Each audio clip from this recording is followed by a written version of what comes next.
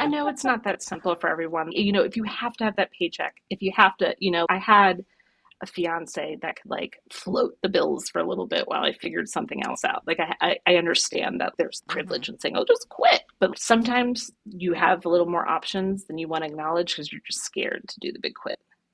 You know. Hi, I'm Cheryl Medeiros. And I'm Colleen Hungerford, and this is We're Doing This Right, right? A podcast for the whole woman, mind, body, soul, and business. It's humor infused, as real as it gets, inspiring, and you'll walk away with real usable tools for life and business. If you love what you're hearing, please share with a friend, subscribe so you'll never miss an episode, and rate and review whenever you listen. So find your earbuds, lace up your walking shoes, or cozy up with a beverage of your choice. It's time to dig in. Welcome back. And to all you people doing it right, well done.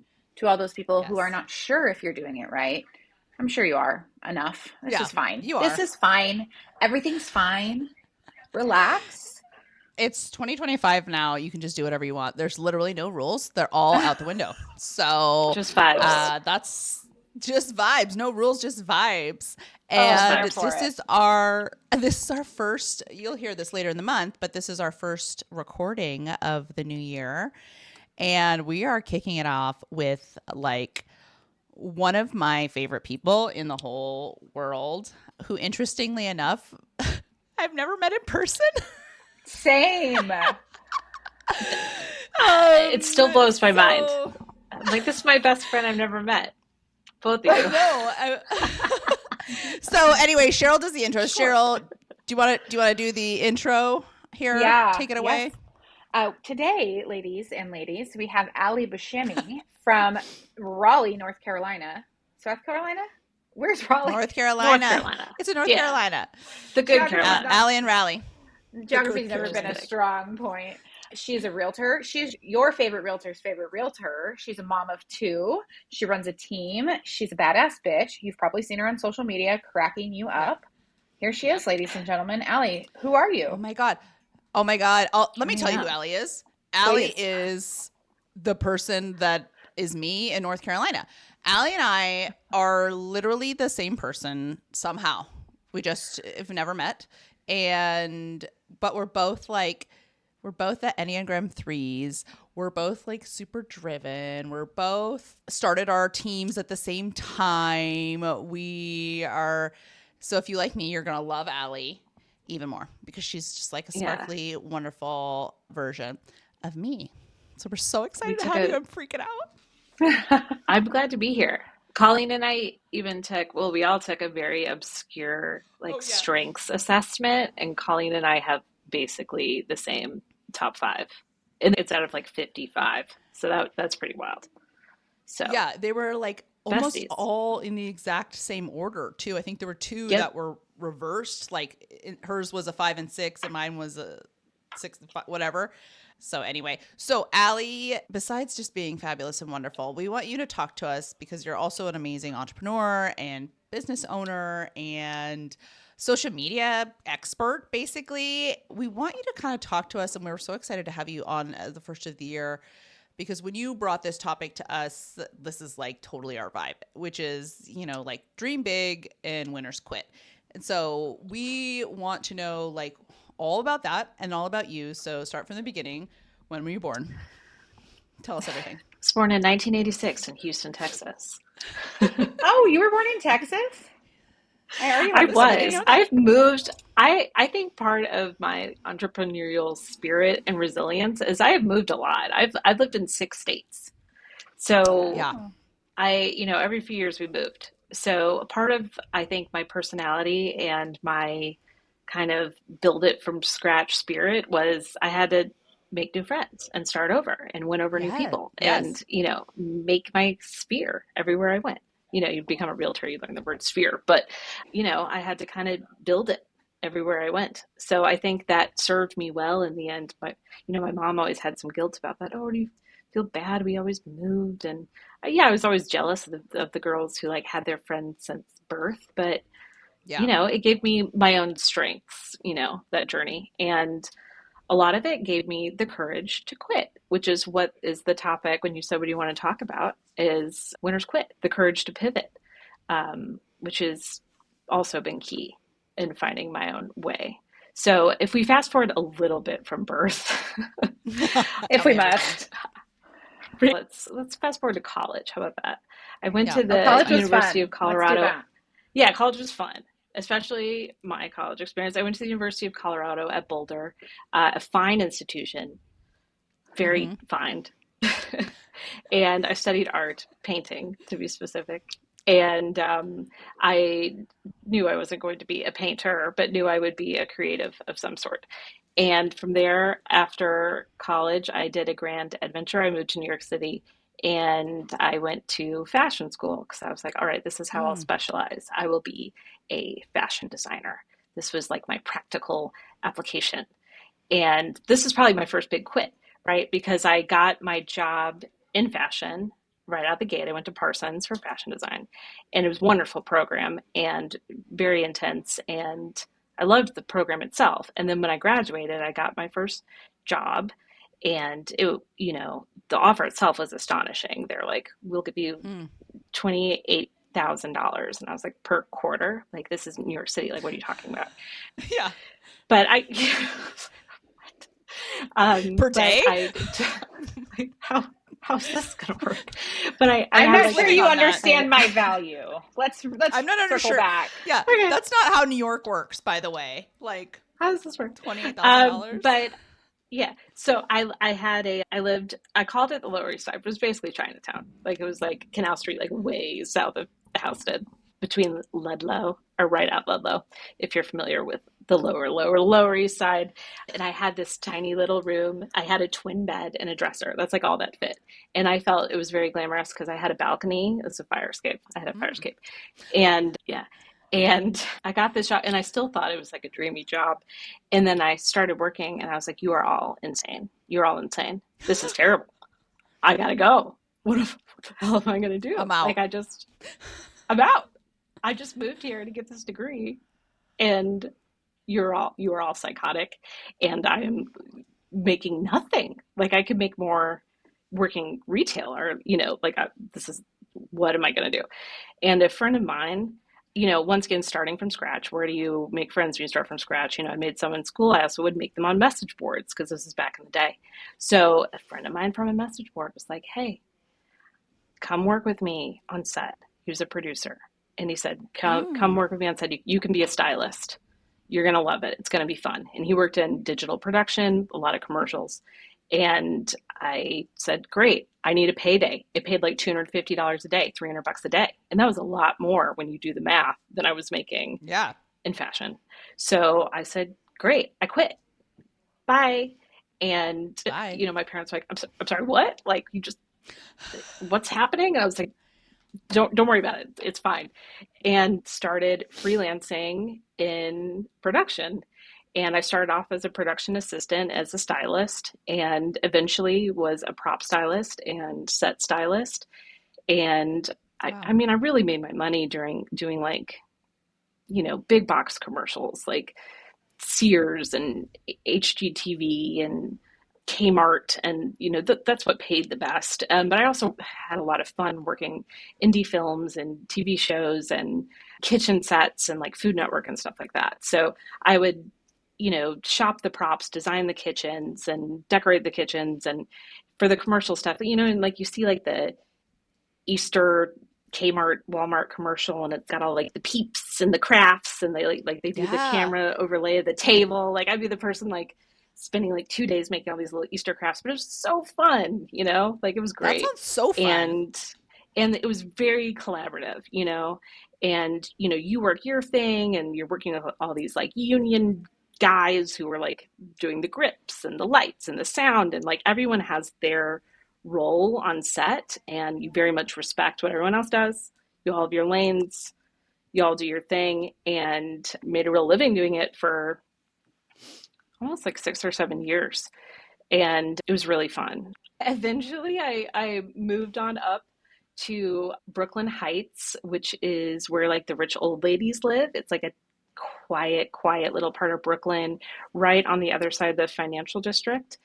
And I loved Okay. that. It was like this pre-war, as they call it in New York City, building with like a courtyard garden. It was this gorgeous building. And the only reason we could afford that is I lived with two roommates, and like one of the girls, their room was the living room. So we had no living room. It was three girls, one Oh, yeah. bathroom.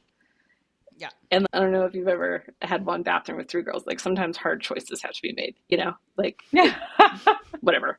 Yeah. I have two sisters. But I am still, I thought aware it of was what great. this scenario looks like. Yeah. Yeah, I thought it was wonderful. So yeah, I lived there for a couple of years, and then eventually I met my husband and like begrudgingly moved to Queens, where he owned a condo there. We joke it was a long distance relationship, Brooklyn to Queens, but if you've ever made that commute on the BQE, like it is long distance. I was set designing, but eventually I got kind of tired of the freelance hustle, right? Because like you're constantly going from gig to gig, and even in a more minute way than real estate, because some of these gigs are one day, you know? So like you're constantly mapping out. And I had, How is that different from real estate? yeah, and like small paydays. Yeah. Well, because I mean, we're working on something for 30 or 45 days and we're getting a chunky Sure. paycheck, right? You know, I was getting $300 a day, or, you know, and sometimes a 1 day job. If you're working, you know, a series or a film, then, Yeah. you know, maybe you're working a couple weeks or something and you have a little more stability. And if I had some regular like production companies that gave me a little more stability, but it was still a lot of hustle. And then this was great real estate training. Like on weekends, I would work for AG Live and Live Nation, and I was an artist hospitality coordinator. So I would be the point of contact for musicians when they'd be in town for their concerts. And I would set up their dressing room all crazy like, you know, you hear those stories about like only blue M&Ms, like it'd be me like picking out the M&Ms. So I'd like set up their dressing rooms and be their point of contact. Hello, welcome. Oh Welcome my to God. Williamsburg. I'm Alley. Here if you need anything. Really just to keep them out of the hair of, you know, the people actually in charge of the show. Yeah. And that's some customer service training because like they're all crazy. Dude, That's a lot. And there's lots of stories there too, but you have to sign a lot of NDAs. Oh, she can't tell us. I can't. I mean, can we can't just do tell it you like my wildest anonymously? one. Yeah, sure. So this is a 90s rock band that's like super famous, was like super A-list famous at its time, and is still, you guys all know them. And they were playing this outdoor venue that I worked all the time in Brooklyn. And it was a 100-degree day. And this guitar player in his rider, which is like the hospitality rider that would fulfill, he requested 2 pounds of 1-inch cubes of ham cut up Oh God. in a stainless steel bowl on ice on the stage. Stage ham. Oh. And he ate it. Stage He ate it. It was a ham. 100-degree day. And that man ate 2 pounds of cubed ham. Yep. Someone was protein loading. That's so much sodium, by the way. He's like in all leather too, like leather jacket, leather pants. On stage. Like rocker. On stage. Take it through he's your just show. Day. Yeah. Like handfuls like of ham in between York City. riffs. Just like running to the wings to like eat his ham. All right. Yeah. Listen, don't come at me, Paris Hilton, but that's hot. That's hot. You like ham, man? No, I don't. That is Hot so right gross. now. But I am getting Yeah. Sky Michaels vibes on his like chicken breast as a snack. Shout out Sky. We'll tag you. Listen, I'd rather just like bare chicken. Chicken breast is more normal than like cubed ham. Processed like deli ham. I had to go get it like custom cut. Like I had to go to my dad and like make What it would for have me. happened if it was like 1.5 inches? Like, would he have known? Like, I mean, sometimes you had to make substitutions and you just like hope they'd be nice about it. But this is like where it's the real estate training, right? Because you have to, like, sometimes things happen and like you can't get that brand they want, or like, you know, you can't get the exact Spanish cheese or something, and you have to smooth that out. And step one of this like conflict resolution is like, people want to be heard. I hear you. we didn't have that you wanted. And that was important to you. So step one is like hearing people. Step one is just like acknowledging. And then like that softens it immediately, So defensiveness gets everyone more pissed. Acknowledging, taking ownership, taking accountability. And then they're like, they look at you being all cute, oh, I'm sorry, I couldn't find your special cheese. And then they're like, oh, sweetie, it's okay. Like you figure out how to soften it and get them to move on.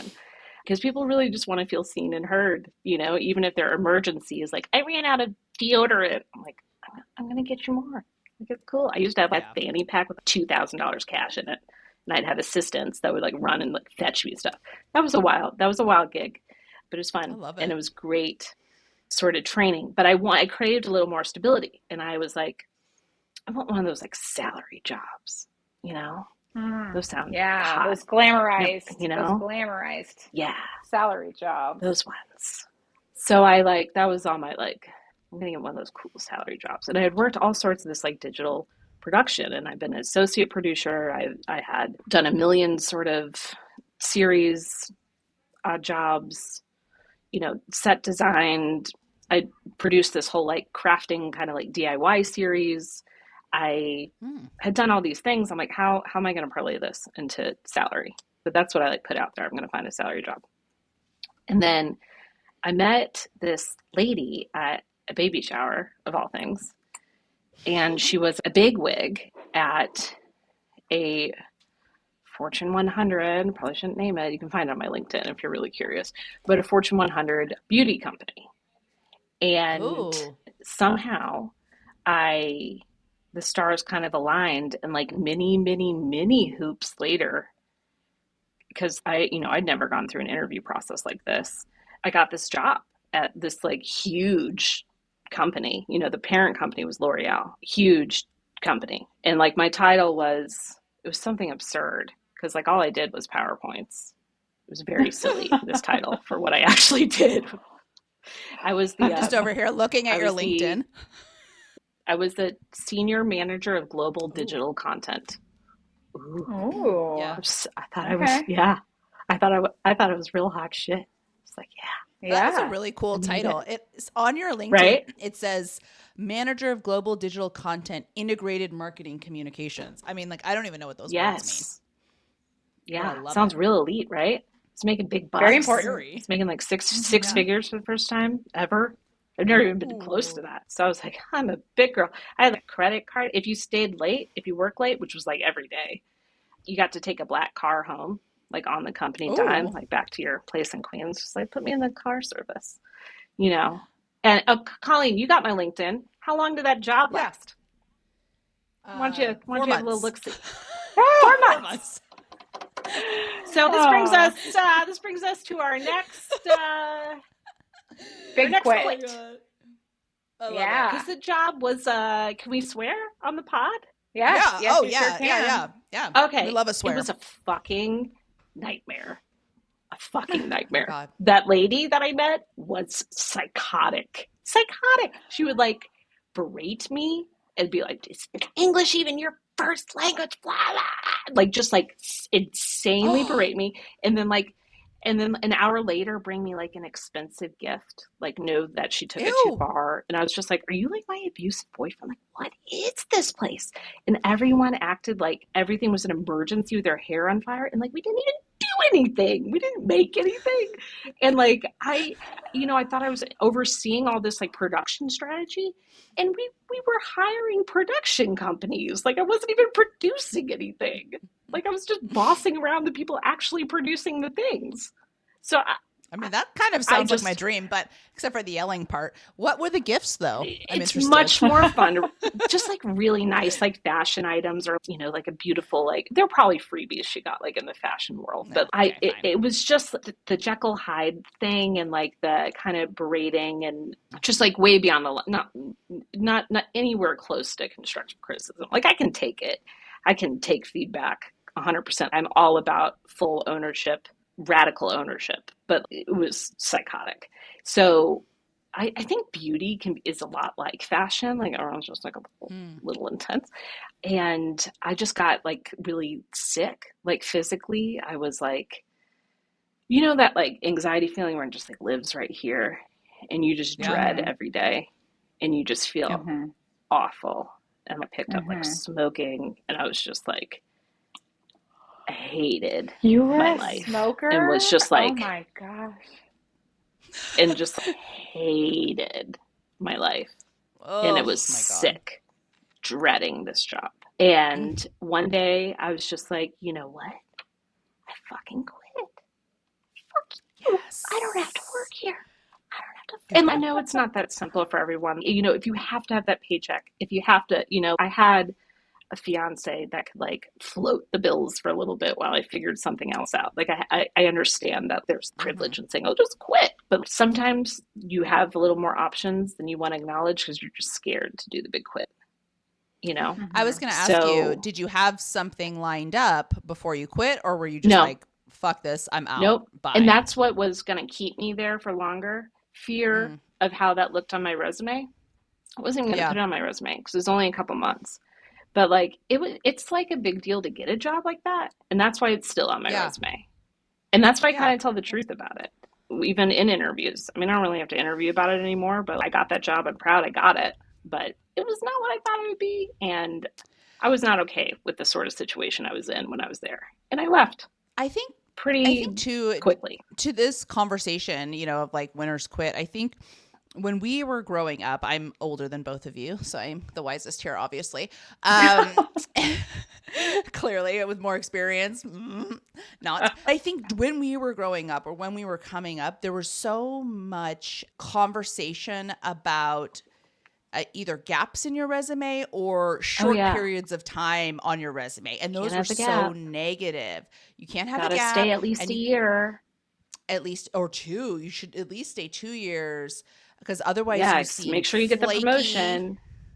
Yep. And I think that that was something that is so Ali Sweatshirt says hardcore club, but like it's so hardcore ingrained into our early adulthood that like if you jumped around, you were bad, or if you couldn't hack it, you were bad, or something, or you Yeah, couldn't, and you know. that's part of what keeps people from the quits is it's the Yes. sunk cost thing, right? You have to Mm-hmm. stay or it's going to look Yep. bad. You have to Yep. you've already put so much into it. You have to write it out. You have to do this. Yep. You can't have that gap. You have to get the promotion. You have to stay until this. You have to stay. If it's not working and like you are physically ill over it and your whole body is screaming and like you've picked up, you know, Camel lights over it, like it's time to go, It's you time to know. go. Even one of my I neighbors, even I never talked to my neighbors.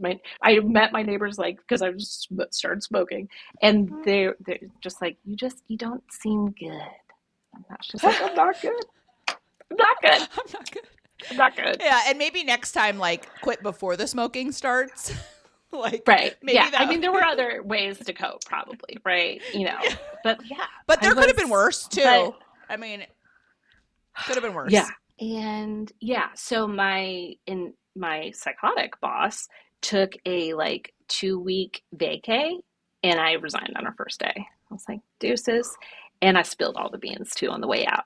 There's like a very formal Good. HR process. And I was like, oh, you want to know why? I'll tell you why. Because, you know, Good. these big companies, they put a lot into like your onboarding and training, and you gotta go to, you know, Fortune 100 summer camp for 2 weeks. You know what I mean? Like they Mm-hmm. want to know, and they'll even like kind Yeah. of move you around. But I was just like, no, I'm out. It was like everything in my body was like, this is not for you. You need to go. You need to actually produce things and Yeah. do things and not just pretend to do them in PowerPoint. I was gotta go. There was a great sample closet though that we'd access to, so bless that, and a So wonderful bless that. cafeteria downstairs. The nicest person there was this like sweet man who would make my like scrambled eggs on English muffin every morning. He was like the only person nice to me. I still miss him, but so that was a big quit. And you know what she did after I resigned on her 2 week European What? vacation? She What? flew back early just so she could give it to me one more time. What a witch. just so she could berate me one more time in the flesh. What a doll. Yeah, but whatever, I'm out. So at that point, I was have some like PTSD from that job, and I was like, I told my fiance, I was now husband, but Joe. I told Joe, I was like, I am just gonna make an Etsy shop. I'm just gonna make pillows. I'm just gonna sew pillows because I know how to sew from fashion school. I was like, I'm just gonna sew pillows, and he was just like kind of scared of me at that point. He's just like, okay, sweetie, Okay. yeah, Whatever you want. pillows. It'll it'll be great. And after 2 weeks, and this is the summer before my wedding, so I was like, I'm just gonna get really fit and hot and make pillows and not talk to anyone ever again. And after like 2 weeks, I think, of sewing pillows, which by the way, for me to make like a really nice pillow takes me like maybe 15 hours. So if you pay me minimum wage, I'm not a great math gal, but if we do minimum wage times 15 plus the cost of materials, like how much does that pillow cost? Okay, so what And was like minimum how much? wage back in those days? Let's call it like Like $8 or so $9. $8 an hour. So that's $120. And then materials. What are we on Okay, materials? let's call it $28 for like nice fabric 20. and finishings. All right, so we're at And then let's 140 bucks say a like pillow five cost. bucks for shipping, $5 for Okay. shipping and packaging, and then Okay. Etsy's taking a cut. Yeah, and that's before I've made any real profit other than the $8. And like, how much does a pillow cost at Home Goods? You know what I mean? Is that a Yeah. business? No. Yeah, how'd it go? And How not did to that go for you, mention, Al? it didn't. It didn't because Do by you have week a do you have two, a pillow empire we don't know about? no, no. And I'm so depressed. Like I'm so social. Like I'm not meant to just be in my like tiny little second bedroom No. sewing. I feel It that was in my just like a soul. trauma response. It's like I'm just gonna sew. I think Any? that's Yeah. valid though. Did you sell some? Yeah, did you sell some? Did you sell some? Oh What was yeah, your no, store I called? I didn't sell any, but I have a lot of really cute pillows. I don't even know if the Wait, you store sold ever went zero? up. Oh, I sold zero. I made a bunch. I gave them out to my sons have a couple. They're really cute. They have like little puffy 3D like bunnies. They're really cute. But oh, and the bunnies, like the little 3D things on the front had to be sewn by hand. They're very precious, but definitely yeah, not going to be a business. And yeah, I'm a highly social person. Like I'm not meant to be my own sweatshop. It's not going to work.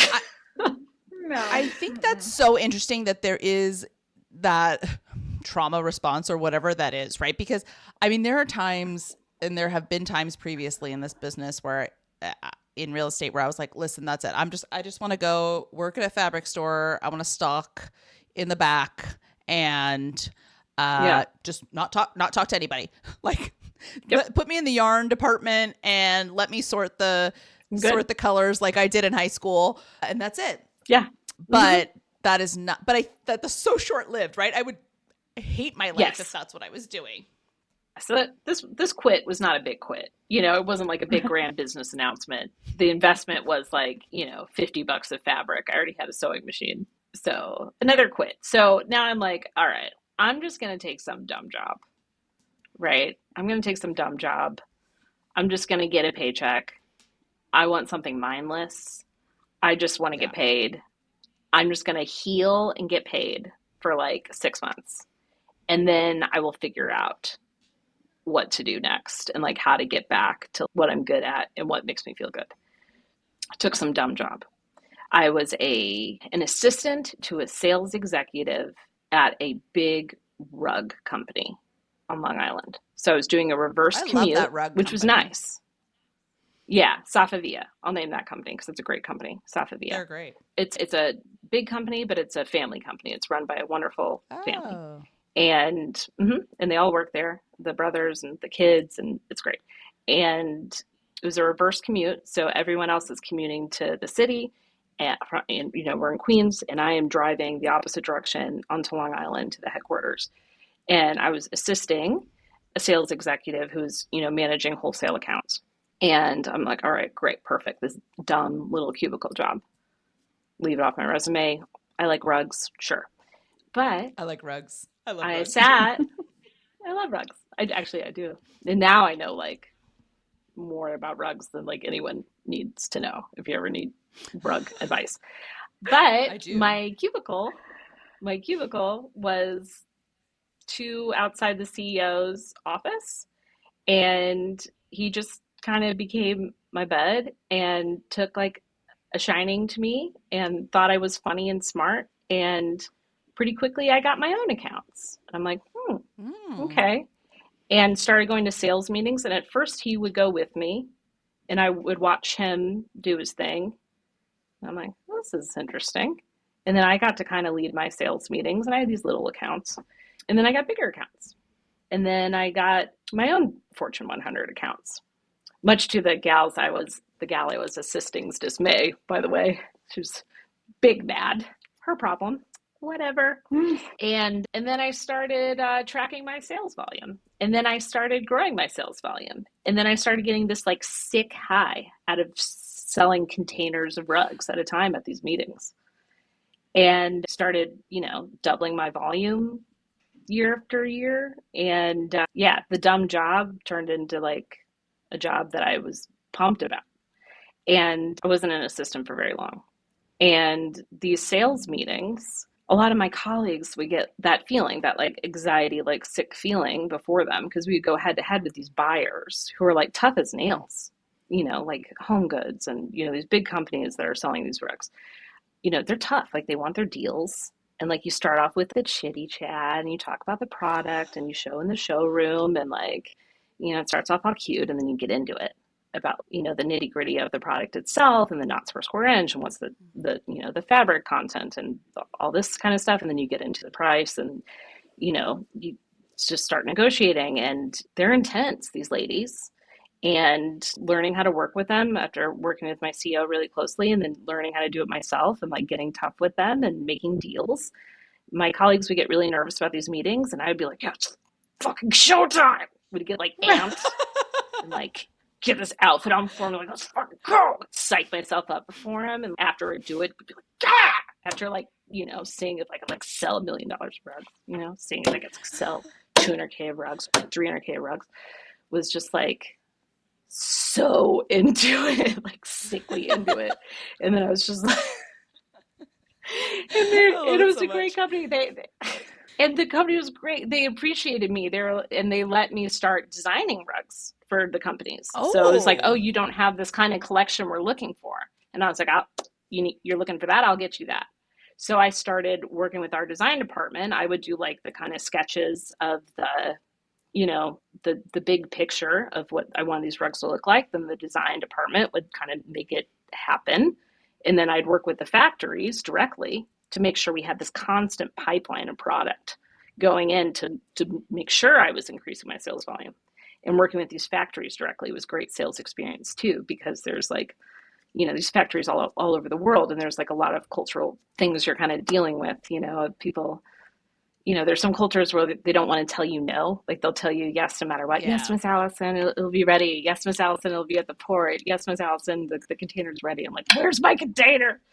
Yeah, but it was just, and the company Safavia gave me like as much power as I wanted, basically, as long as I could keep selling more and more and more. And it was awesome. And I was like, okay, apparently I'm like a salesperson. Who knew? I didn't. Yeah. It's not like you wake up as a child and you're like, I want to sell stuff, Unless you're my kids. But kids want to if sell I everything. hadn't, well, there, good. They probably see it from you. And they're like, yeah, my mommy sells. If I hadn't have done all those quits and honored myself, even honoring myself taking this like simple job, then I would have never have like figured all that out, And it was a sad quit when I had to quit Safavia, because I loved them and I loved that job. But we wanted to move to North Carolina. And at that point, I knew that I was going to be a realtor and I was going to sell the house. I wanted a bigger price ticket. I already knew I loved the home stuff, like, because I was selling rugs, furniture, lighting. And I missed the styling part of it. And I knew that if I was a realtor and I was listing homes, that I could be doing that stuff again. I could be staging and I could be folding that part in. you took all those parts and pieces of the things that you love, and you were able to put those all into one thing, essentially, right? Like that's the cool thing about what we do is people think about real estate as like, well, you just sell a house, but it's like, No. there's so many different parts of this, and you can do it so many different ways, right? Like you get to bring in all your creative experience and love into what you do. What is your favorite Yeah, part and of the real estate job? Which thing lights your soul in the way that the presentations did, the sales presentations did? Is there one thing? well, I mean, there's a couple facets of it that I love. Like I definitely love presenting the homes. I love doing the staging. I love essentially art directing my photo shoots. Like I don't just give the photographer the lockbox code. I'm like, send me the pics. Like I'm like breathing down their neck, being like, I want this angle, I want that angle, and let me see it, let me see it. Like I'm like very much art directing my photo shoots in the same way I art directed on sets prior. Like I feel like it's a set. And I love producing the media of the listing. So that part is fun. But as far as the sick thrill, like the sick thrills from the getting a win for your client. And it doesn't matter if it's like a big amount of money or not. Like it's just winning. That's what gives me. And we have this big, speaking of rugs, I had this big antique Persian rug in our living room, like really big. And when I have a big win, I run a lap around it, and I go like this. And I run a lap, sometimes 2 laps around it. And what gets me running laps, like it's not always the close. Like sometimes it's just like a really good like repair negotiation win or something like that. And like I said, it's not always like about the amount of money. Like I have gotten some massive credits that definitely made me do laps, but sometimes it's like a small credit, but the other side is so annoying about it that if I get into hardball and like you make me go there, I'm going to win. And when I win, I'm going to run around my rug. I need some social media footage of that. I just want to see you running laps around your rug like all the time. My kids are like, that's just what Charlie claps for me. My littlest is like, then it's like, why are you doing this? I'm like, Charlie, clap. My God. I'm going to start finding a giant rug and putting it in my living room and running around it. I mean, that's what I'm going to do now. That's it. Do a lap. You won. Do a victory lap. I love that. Love that. Okay, so we leave New York. So there's lots of victory laps in real estate. Yeah. Oh, yeah. So we moved to North Carolina, and we're like, yeah, we're going to be a realtor. We're going to be a rock star, right? Because like I was a rock star at Sarfavia. I started as a lowly little assistant, and within like months, I had my own accounts, and I crushed them, and I was designing and working with factories, and I was like a star. So I was like, I'm going to be a star. And I was not a star. I thought I'd have... I was humbling. Like, I thought I would be one of those people like, oh, my first year I sold like 80 units. And like, I was so certain. Same. That was I thought I me. was going to be so sure. like $100 million salesperson my first year. I was so confident. And I was not either. Well, and you both, to be fair, you both relocated to start this job. Like, correct. Correct. I had a strong first year, but I had 20 years in the area and 12 years of like having clients that already knew, liked, and trust me. I just sold them a different product. Yes. So, in all fairness. Yes. Yeah. Yeah. So I didn't have a soul. Yeah. Definitely discounted. Everyone's like, call everyone you know. And I'm like, hey, Mom. Yeah, who do I know? You need a house? Okay. Who do I call now? Thank you for listening. We will be back next week with more of Alley. That's a wrap. Thank you for joining us on this journey of laughter, life, and growth. And remember, you're not alone on this path to success. We're right here with you every step of the way. Please remember to hit that subscribe button so you never miss an episode. And if you found value in today's conversation, we'd be thrilled if you would leave us a review on your favorite platform. Your feedback means the world to us. And don't forget to share this podcast with your friends, family, and anyone who could use a good laugh and some practical insight into navigating the challenges and triumphs of our minds, body, soul, and business. Remember, we're doing this right.